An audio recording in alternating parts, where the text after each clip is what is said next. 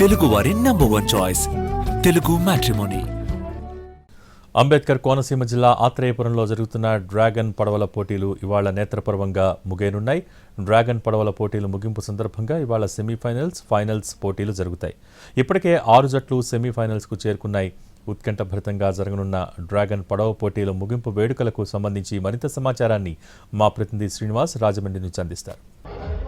సంక్రాంతి సంబరాల్లో భాగంగా కోనసీమలో నిర్వహిస్తున్న ఈ డ్రాగన్ పడవ పోటీలు ఈ రోజుతో ముగినున్నాయి. 3 రోజుల పాటు ఉత్కంఠభరితంగా ఈ పోటీలు నిర్వహించడం జరిగింది. Sir Arthur cotton Godavari trophy Sankranti సంబరాలు 2026 అని చెప్పేసి ఆ పేరుతోటి ఇక్కడ పెద్ద ఎత్తున నిర్వహించడం జరిగింది. మరో కొద్దిసేపట్లోనే ఇక్కడ 3వ రోజు ముగింపు పోటీలు ఇక్కడ ప్రారంభం కానయ్యి. ముందు సెమీఫైనల్స్, తర్వాత ఫైనల్స్లోని ఈ పోటీలు జరగనున్నాయి. అంటే ఇప్పటి వరకు కూడా చూసినట్లయితే సెమీఫైనల్స్కి 8 జట్లు చేరుకోవడం జరిగింది. ఆ 8 జట్లకి సెమీఫైనల్స్ నిర్వహిస్తారు. తర్వాత అందులో గెలిచిన 4 జట్లకి మళ్ళీ ఈ పోటీలు నిర్వహించి అయితే ఫస్ట్, సెకండ్, థర్డ్ ప్రైజ్లకి నిర్ణయించడం జరుగుతుంది. అయితే మొదటి ప్రైజ్గా 2 లక్షల రూపాయలు బహుమతిగా అందించనున్నారు. అలాగే సెకండ్ ప్రైజ్గా ₹1,00,000 బహుమతిగా అందిస్తారు. థర్డ్ ప్రైజ్ కింద 50,000 రూపాయలు అందించడం జరుగుతుంది. ఇప్పటి వరకు కూడా చూసినట్లయితే ఇక పోటీలు అయితే ఉత్కంఠభరితంగా కొనసాగుతున్నాయి. ఓ పక్కన గోదావరి అలలు, మలాగా కోనసీమ అందాలతో పాటు ఇక్కడ పచ్చని ప్రకృతి అందాలు నడుమ ఇక్కడ ఈ పోటీలు కేరళను తలపించే విధంగా ఈ పోటీలు జరుగుతున్నాయి. డ్రాగన్ పోటీలు అంటే కేరళలోనే ఇంతకుముందు నిర్వహించేవారు, కానీ ఈసారి ఇక్కడ కోనసీమలోనే అంతకంటే ఎక్కువగా ఈ పేరు వచ్చే విధంగా ఇక్కడ నిర్వహించున్నారు. ప్రపంచ పటంలోకి ఈ ఆత్రేయపురంలో జరుగుతున్న ఈ డ్రాగన్ పడవ పోటీలు కూడా ఎక్కాలనే ఉద్దేశంతో రాష్ట్ర ప్రభుత్వం, రాష్ట్ర పర్యాటక శాఖ ఆధ్వర్యంలో ఈ పోటీలను నిర్వహించడం జరుగుతున్నది.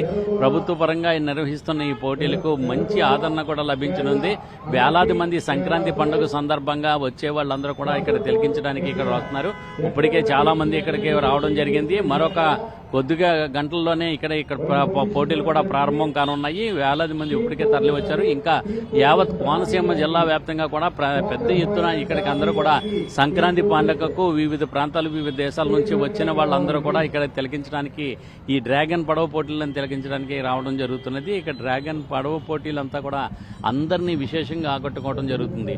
అయితే ఇక్కడ చూస్తే ఇక్కడ మొత్తం 23 టీంలు ద్వారాగా 240 మంది వరకు కూడా ఈ పోటీల్లో పాల్గొనడం జరిగింది. ప్రతి టీంలోని కూడా ఒక్కొక్క టీం నుంచి 10 మంది ఈ పోటీల్లో పాల్గొన్నారు. ఈ డ్రాగన్ పడవల పోటీలు అత్యంత ఉత్కంఠభరితంగా కొనసాగినాయి. అలాగే ఈ రోజు చివరి రోజు కాకుండా కియా కింగ్ అని చెప్పేసి ఒకే పడవ మీద డ్రాగన్ తోటి వచ్చి ఆ పడవ మీద వచ్చి ఒక్కొక్కరు రకరకాల విన్యాసాలు చేసుకుంటూ అక్కడ పోటీలు పాల్గొనడం కూడా జరుగుతుంది. వీళ్ళకి సంబంధించి కూడా ఎక్కువగా కేరళ, తమిళనాడు, అస్సాము, మహారాష్ట్ర, మధ్యప్రదేశ్, అలాగే ఆంధ్రప్రదేశ్తో పాటు వివిధ ప్రాంతాల నుంచి కూడా ఈ పోటీల్లో పాల్గొనడానికి క్రీడాకారులు పెద్ద సంఖ్యలో పాల్గొనడం జరిగింది. ఈ కింగ్ అని చెప్పి ఈ పోటీల్లో చూసినట్లయితే చాలా ఆసక్తికరమైన పోటీ అది. ఇందులో ఒకరు ఉంటారు. అది పొడవు వంటి డ్రాగన్ ఉంటుంది. అది పొడవాటి డ్రాగన్ మీద ఒకే వ్యక్తి అక్కడ నుంచి ఆ చివరి నుంచి ఇక్కడ 1 కిలోమీటర్ దూరం వరకు కూడా ఈ పోటీలు జరుగుతాయి. అంటే ఇక్కడ చూస్తున్నట్టయితే ఉచ్చిలి అని చెప్పి ఉన్నది. ఈ కిలోమీటర్ దూరంలో, ఆత్రేయపురానికి కిలోమీటర్ దూరంలో ఉన్న ఉచ్చిలి దగ్గర నుంచి ఆ పోటీ ప్రారంభమవుతుంది. ఇక్కడికి వచ్చి ఆత్రేయపురం దగ్గరికి వచ్చేటప్పటికి ముగిస్తూ ఉంటుంది.